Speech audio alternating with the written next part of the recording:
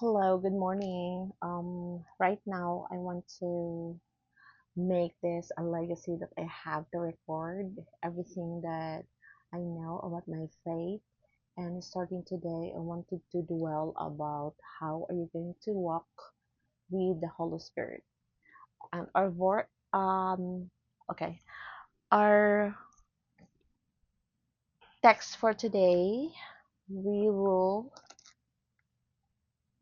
dwell about John 16 verses 12 to 15.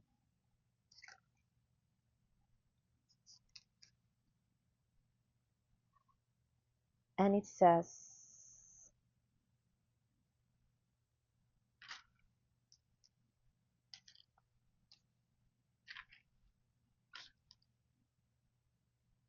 I still have many things to say to you, but you cannot bear them now. When the Spirit of truth comes, he will guide you into all the truth, for he will not speak on his own, but will speak whatever he hears, and he will declare to you the things that are to come. He will glorify me, because he will take what is mine and declare it to you. All that the Father has is mine. For this reason I said that he will take what is mine and declare it to you. Okay, before we will start to dwell about this verse, we will pray this. Lord Jesus, we come to you with humility. Thank you so much for today. Thank you so much, Holy Spirit, that you will be the one to speak through me so that we will understand the lesson that you wanted us to learn today. Forgive us for the sins we made before you. In Jesus' name we give thanks. Amen.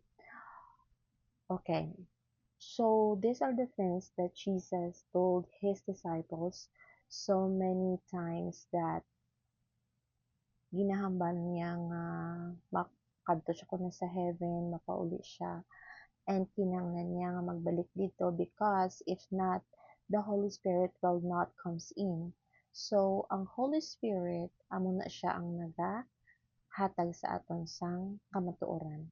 And amo na siya ang mag-guide sa aton about ang truth, kag wala na siya nagahambal sa iya lang, but will speak whatever he hears. So, ga-speak na siya or naghahani na siya sa inyo kung ano yung nabatian.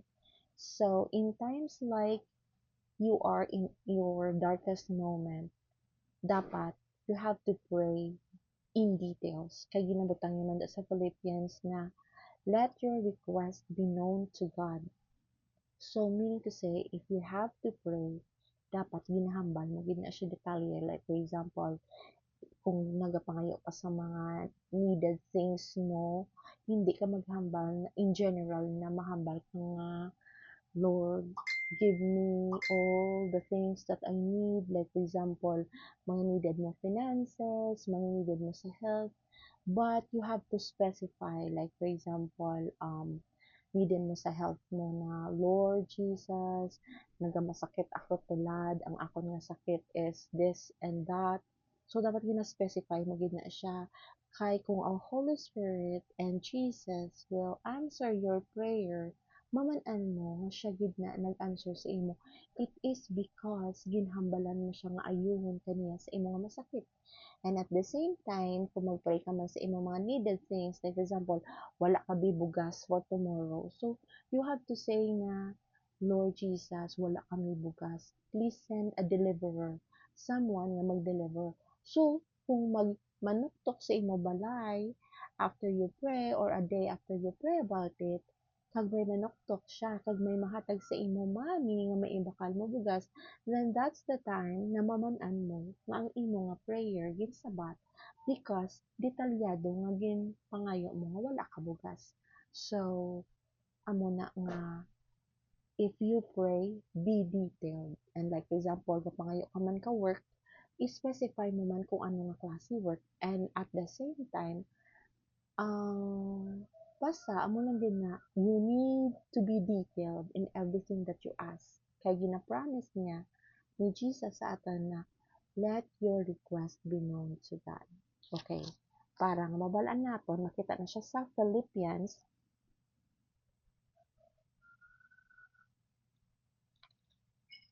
Okay, I will find it. di kaya ginahamban na. Sa Philippians 4:6, do not worry about anything, but in everything by prayer and supplication with thanksgiving, let your requests be known to God, and the peace of God, which surpassing all understanding, will guard your heart and your mind in Christ Jesus. So, mamanan mo rin, and at the same time, if you have to pray, kinahanglan nasa closed door ka. You have to pray na may intimacy kaya bala ang the best moment na mag-pray ka with Jesus is kasanagon. Parang may prayer kagid nga mambal mo gid nga daw intimate gid na bala ka mo sa imong relationship kay wala sang disturbo, wala sa mabatian. Other than that, maka-pray ka then maka-meditate ka sang Word of God. So may story gila ako sa inyo. May pastor sa may US. Then, ang ngalan sa pastor sina is si Pastor Jerome. Isa ka adlaw nga siyang Saturday to siya. May napossess sa church. Then, ang pati elder, then mga church member, nag-pray na siya. Pero, wala gid nagahalin ang evil spirit sa napossess. So, ginatawag na dami nagambal nga itawagan si Pastor Jerome kay grabe na iyang spirit bala nga daw naglaptag na ang anang nga ngalan nga amo na naga-cast away siya sang evil sa someone nga na-possess. So, buhay-buhay nga ginapray nanda pero hindi kita naka-cast away kang evil spirit sa amo karayaan nga tao, no? So, sang naghambal tanda, okay, we will call Pastor Jerome. Pero, kang nabatian kang evil spirit nga, we will call Pastor Jerome, hambal sa spirit, hindi na pag-itawga si Pastor Jerome, mahalin na kami.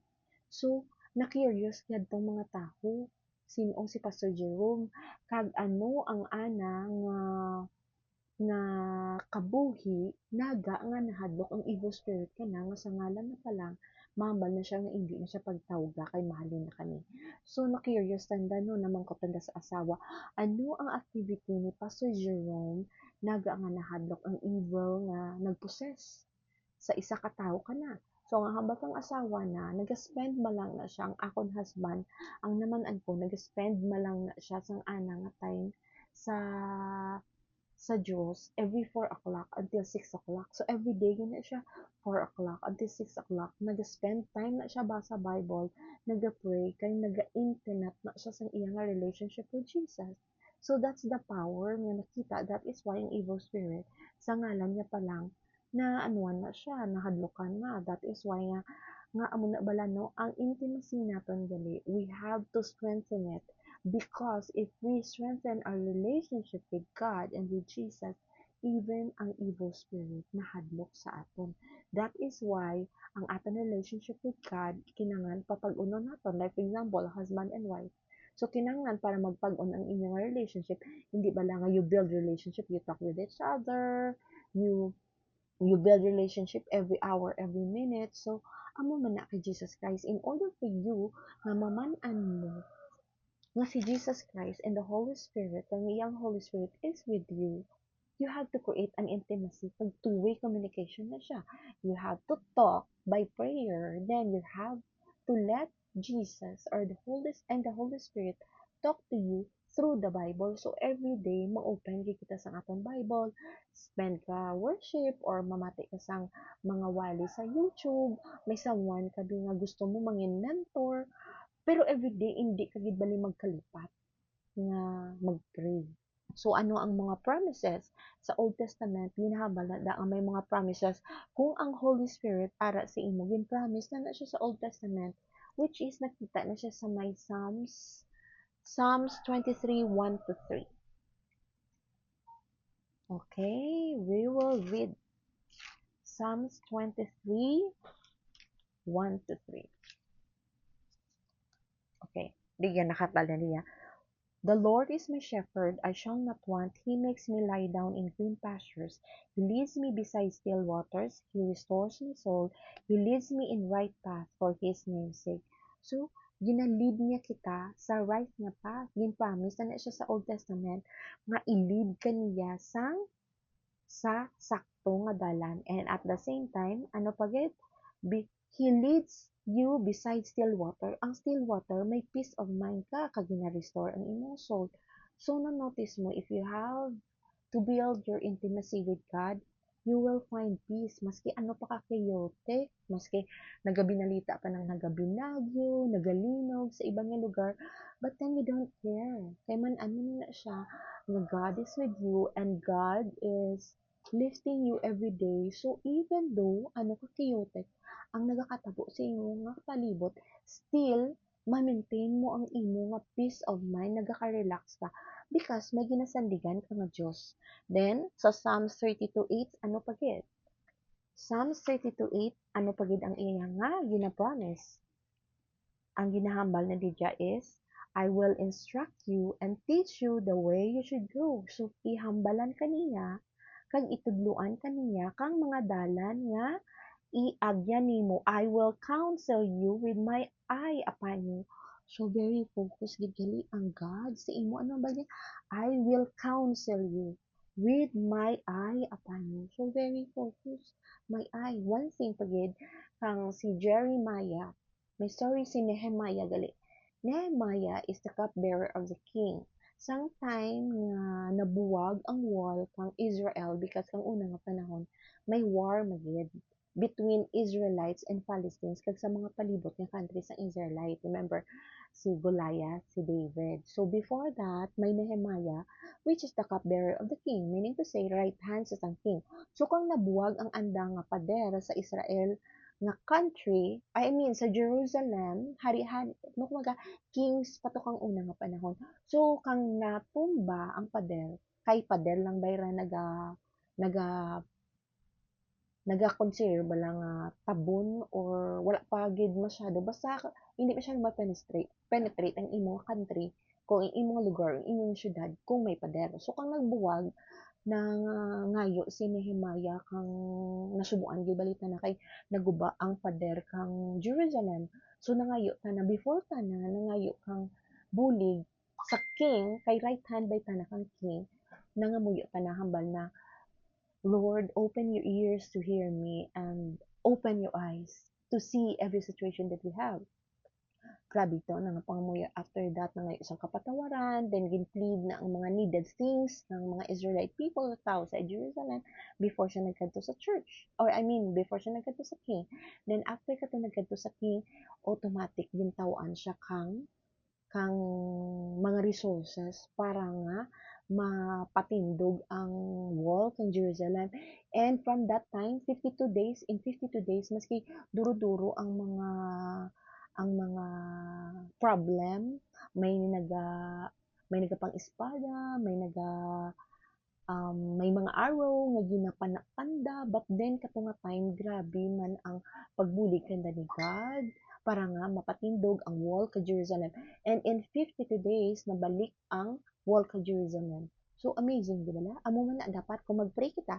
Kaya naman baliya, I will counsel you with my eye upon you. So meaning, tulukon kag niya ang ana nga talinga mamati gid kanimo ang ana mata malantaw gid kanimo. So amo man na kita like Nehemiah, ang Diyos ni Nehemiah's God and David's God is also our God. So mirroring na siya. Whatever happened in the past, it will also happen to us. So kung ang Diyos ni Nehemiah nagbulig ka na, kung ang Diyos ni David nagbulig ka na, for sure, ikaw buligan man. That is why nga tandaan mo gina nga promise, I will instruct you and teach you the way you should go. I will counsel you with my eye upon you. So, ano pa gid ang promise na? Sa Isaiah 30:21, so, kung nasubuan ka mo, actually, you have to read Isaiah, Proverbs, Psalms, kay amuran gid ang mga promises ni God nga dapat mo gid tanabali tandaan mga kay David ni siya nga mga experiences. So, ang God ni David is also your God. That is why maparapit ka gid. So, Isaiah 30:21 which says 30:21. 30:21. Okay, ano hambal na diya? Hambal na. And when you turn to the right or when you turn to the left, your ear shall hear a word behind you saying, "This is the way, walk in it." So, amo na siya kung ang Holy Spirit, di dyan kanimo. Ano ang bala na? Kung magliso ka sa wala, magliso ka sa tuo, may naghahani sa imo. May naghahani sa imo nga, diri ikaw maagi. Ano pa gid ang promise na diya sa may Proverbs. Proverbs 3:5-6. Trust in the Lord with all your heart.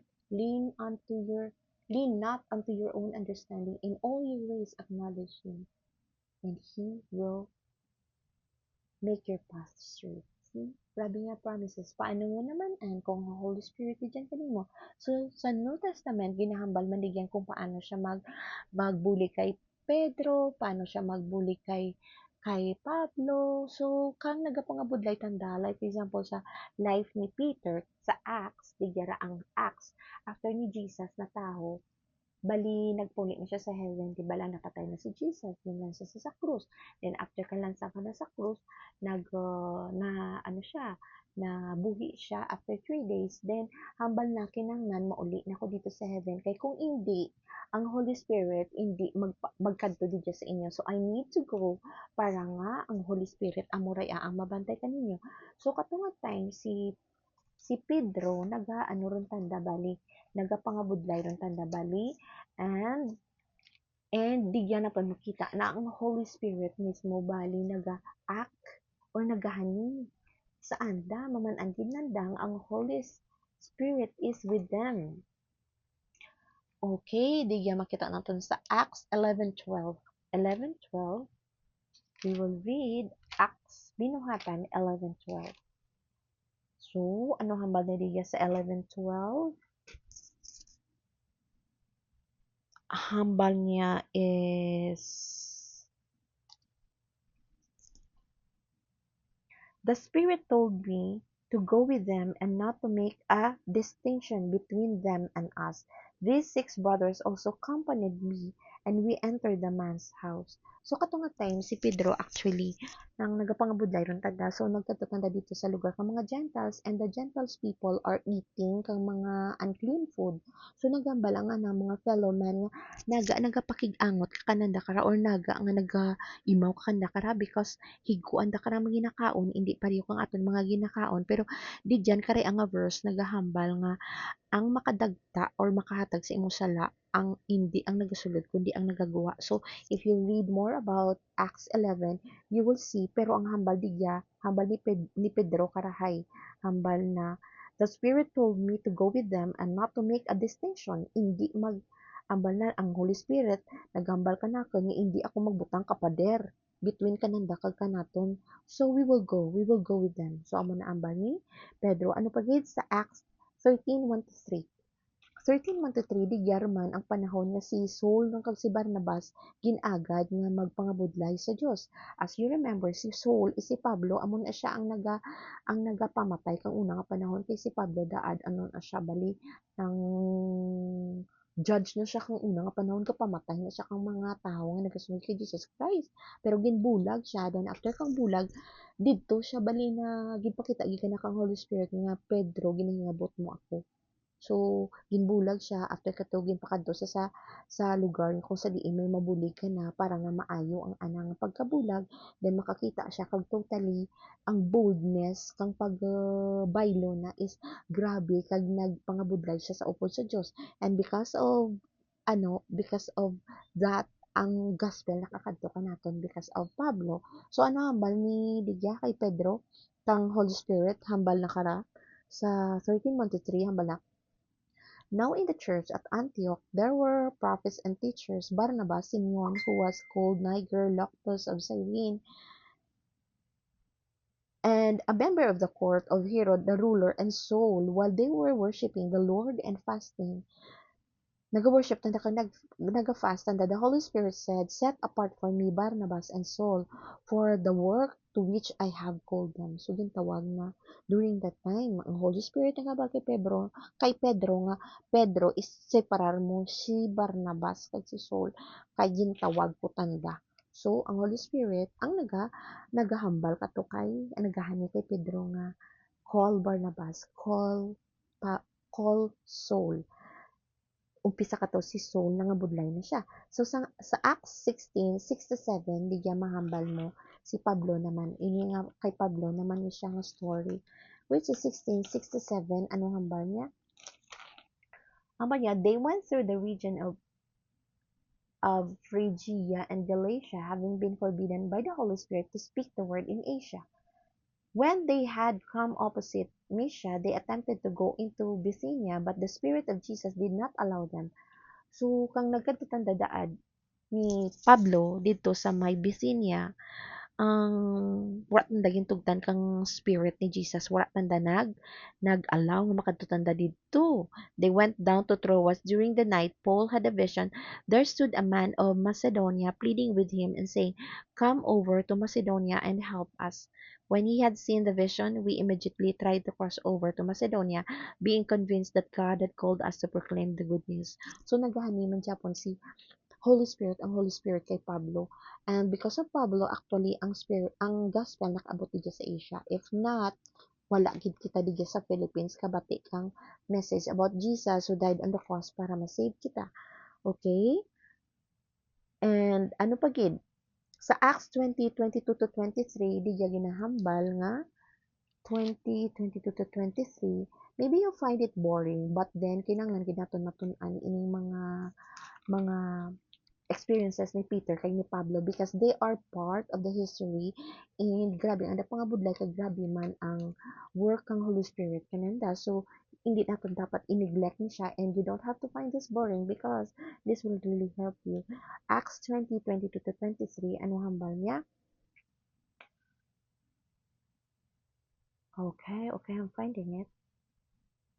I did not shrink from doing anything helpful, proclaiming the message to you and teaching you publicly and from house to house, as I testified to both Jews and Greeks about repentance toward God and faith toward our Lord Jesus. And now, as a captive to the Spirit, I am on my way to Jerusalem. So, si Pablo, on the way na siya kuno sa Jerusalem. Pagtapos wala ta nakamaan kung ano matabo dito ka na, except nga ang Holy Spirit testifies to me in every city that imprisonment and persecutions are waiting for me. So nagahani ang Holy Spirit kay Pablo nga, Pablo, kung makadto ka dito sa Jerusalem, nagahulat kanimo dito is imprisonment. Kay man mo gani di bala, si Pablo is one of the judge kang unang panahon kay siya gani ang nagapamatay. So mabalik na siya sa Jerusalem. So kung mabalik na sa Jerusalem kay masala siya, member ba siya kang hungkagon ng mga tao dito sa Jerusalem, tapos siya nag-proclaim na kanon sa gospel, for sure pisuon gi siya kay nag ano siya bali, nag-disobey na siya sa worldly nga rule dito nga dapat amo ni Abraham, pero siya mismo ang nagapangabudlay na. But I do not count, ano hambal niya? But I do not count my life of any value to myself, if only I may finish my course and the ministry that I received from the Lord Jesus to testify to the goodness of God's grace. And now I know that none of you among whom I have gone about proclaiming the kingdom will ever see my face again. So naghambal siya nga. So, for sure, daw gapamilin-bilin na bala si Pablo nga, basi hindi niyo na ako makita, kahit pag-abot ko sa Jerusalem, wala ko kumain ko ano matabo sa akon, and for sure, ang Holy Spirit naghahambal nga, mapriso ko dito. So, amora no? So, that's the acts nga mga, that's the story sa Acts sa binuhatan about Pedro and Pablo kung paano tandagin giyan kang Holy Spirit. Pero ano ang promise ni Jesus tiga sa Romans 8:14? Ano hambal niya? Romans 8:14, hambal niya is, okay, for all who are led by the Spirit of God are children of God. For you did not receive a spirit of slavery to fall back into fear, but you have received a spirit of adoption. So when we cry, Father, so amo na siya, hindi kita magkahadlok, kay ang Holy Spirit, amo ang nagagiya ka naton, kay bata, kita kang Diyos. So duwa na ra ka bagay, ang kondisyon, dapat bata ka kang Diyos, kay duwa ka bagay mo. Number one thing, sometimes you have the evil spirit nga nagahingin sa imo. Then number two, may Holy Spirit nga nagahingin kanimo. Mura bala kang nagahambal kita kang unang panahon sa aton children nga. You know what? You have two angels. Ang isa ka angel is evil, ang isa ka angel is angel from God. So amo man na siya, ang evil spirit nagahani kanimo nga nagatao kanimo kang pagpatalang, ma-deceive. So kung ginapatalang ikaw, dali-dali ibalikan mo imo bala nga kaugalingon basi bala nga ang hindi Holy Spirit ang nagahinin sa imo, kundi nga ang evil spirit. So dapat tandaan naton, the only thing nga dapat naton ibutang sa aton nga mind is that dapat children of God kita, nag-obey kita, and nagapati kita, may intimacy kita with God. That is why nga may Holy Spirit nga nagaimaw ka naton every day. Siya na ang nagatao ka naton kang direction. Siya na matao kanin kung anong himuon mo, kung paano mo himuon, kag kung saan mo bali himuon. So, that's the direction. For example, may compass ka, di ba? Nakabutang ka sa may dagat. Tapos sa dagat, wala pas ti compass.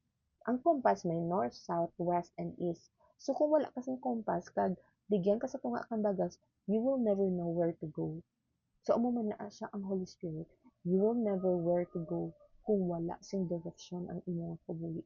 So, the only person, the only one will navigate your life is the Holy Spirit. And Jesus will always be your master navigator through the Holy Spirit. Ang iba nga religion, they don't believe sa Trinity, which is the God the Father, Jesus Christ the Son, and the Holy Spirit. Like for example, may bata ka, ang Father, amo na siya ang God the Father, then ang bata mo, amo na si Jesus Christ, then ang Holy Spirit, amo na siya ikaw nga nanay, ambe. Then, ang Diyos is ginpadara na si Jesus Christ para nga magpakamatay sa krus sa Kalbaryo, para nga maano ikaw bali nga, para maluwas ikaw. See, ano ka palangga bala, kay ang bugtong nga bata, ang God the Father ginpadara para kanimo kag ano kag pagpalangga ni Jesus Christ ang bugtong nga bata ginpadara na kag ng Holy Spirit nga magbantay sa imo everyday, maghani kanimo kung ano yung himuon, magiya kanimo kung di ka makadto kag mahatag sang mga butang kung paano mo na siya mahimo ang bagay nga ginadirect kag ginatao na kanimo. Okay, padayon kita. Paano mo maman ang works of the Holy Spirit? Ano ang mga batasan nga diyan kanimo maman-an mo nga the Holy Spirit is with you. Makita na siya sa Galatians 5. Okay? Galatians 5. Basahon naton para nga wala kita naga pato-pato lang kang aton nga hambal but by scripture. Bali sa scripture, bali kita mabasi sang aton nga ginahambal which is Galatians 5:16. 5:16 ari. 5:16 amo na siya ang works of the flesh which is iya na sa sang evil nga ugali. Ano ba niya? Ambal niya ang works of the spirit ang now the works of the flesh. Okay, Galatians 5:19. Now the works of the flesh are obvious: fornication, impurity, licentiousness, idolatry, sorcery, enmity, strife, jealousy, anger, quarrel, dissension, faction, envy, drunkenness, carousing, and things like this. I am warning you, as I warned you before, those who do such things will not inherit the kingdom of God. See, amo na siya ang ugali kang mga tao nga naga-works of flesh which is hindi na sa iya sang Holy Spirit. So kung padayon ka nga naga buhat kang imo nga Dios, jealous ka, tapos pirmi ka timong kapang-away, pirmi lang timong may faction, tapos pirmi lang timong kapanira kang iban nga tao, tapos pirmi lang timong hisaon, tapos pirmi lang timong balong. So, hindi din na siya bali work of the spirit. Paano na siya magparapit? So, dapat bantayan mo gid ang imong kaugalingon. Ano hambal niya? Sa 16, live by the spirit, I say, and do not gratify the desire of the flesh. So, hindi mo na siya pagpatimer sa imong kaugalingon ang mga works of the flesh which is anger, permanente mo na init, grudges, envy, jealousy, quarrel. So, do not hoard those kind of character within you. But, ano himuon mo?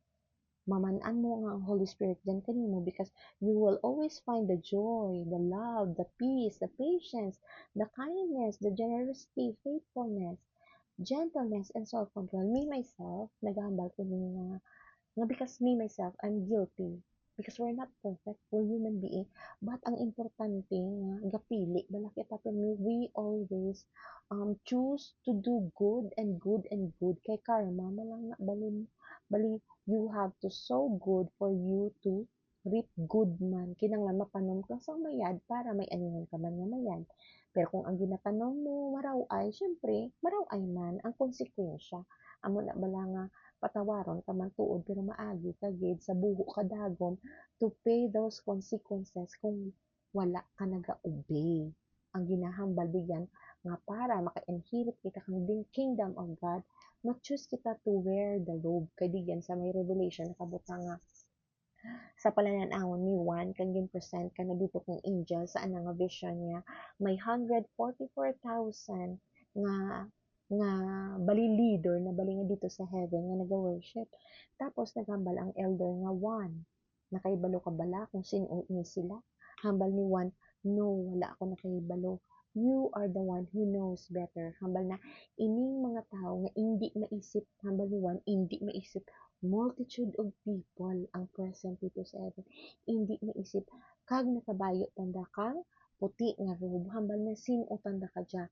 Hambal ka kaya daw. These are the people who obey the order, who obey the rules. So, meaning to say, amuray ang mga tao nga nag-choose to wear the robe, to wear the white robe. Ang white robe is, amo na siya ang righteousness. You always choose to wear that white robe nga hindi ka bali magpakasala. And you continue to do the fruit of the flesh, which is the joy, kindness, gentleness, humility. Ang budlay man lang na sa aton is that padayon ka bala nga nagapakasala, then wala mo gina-acknowledge nga sala ka. Naging probate ng imong mind, hindi ka naka-intindi kung anong sala o kung anong hindi sala. I mean, you don't understand what is wrong and what is right. So mabudlay na siya nga nawili ka nakapakasala and gina gina ginabutang mo sa imo kaugalingon nga sakto na ang sala mo ginabuhat. So mabudlay na siya. It is probate ng imo mind. You don't know what you're doing. So ang importante everyday kinahanglan i-acknowledge mo gid ang imo kaugalingon, maluhod ka, mangayo ka kang kapatawaran, say forgiveness nga nakasala ka and ask God to forgive you so that nga ang Holy Spirit will always be with you. Nga magani kanimo nga this is the right way, this is the right path, this is what you're going to do para nga hindi ikaw mabudlayan sa imo nga kabuhi. Okay, ang last verse naton is that makita naton sa may Psalms 27:14. Psalms 27:14, amo na siya ang last. Maybe na boring ka na and it took me like 30 minutes to talk about this, but I'm glad that I can talk about this flawlessly without stuttering anything. Psalms 27:14. Psalms 27:14. Okay. We'll find it. Psalms 27:14. Okay, ano hambal niya? Verse 14. Psalms 27:14. Wait for the Lord, be strong, and let your heart take courage. Wait for the Lord. So, every day, ano man nato niyoon, you have to wait for the Lord, be strong, and let your heart take courage. Kinanglan nimo tigipusoon, magmabakod gid, take courage. Kay ang imo nga kaaway aton bali nga kaaway nagapangabudlay man every day as in garor siya nga daw layon nga nagaror nagabantay sang buho para ma-penetrate ang imo nga heart pero ano ang promise niya. Wait for the Lord, be strong, and let your heart take courage. Wait for the Lord. So, that's the message for today. Tandaan mo, God is with you and God loves you. And, ginbilin ang ng Holy Spirit to be with you, nga magbantay sa imo every day. Okay? We pray, Lord Jesus, thank you for the message you give us today. Thank you for the wisdom, and we hope that this message will make us strong enough every day that we will always to choose to do what is right and to obey you so that we will always be a part of those multitude of people in heaven who will worship you, who will sing praises to you and acknowledge you as our God. And thank you for making us holy every day so that we will be deserving to be called as children. Forgive us for the sins we made before you in Jesus' name. Amen.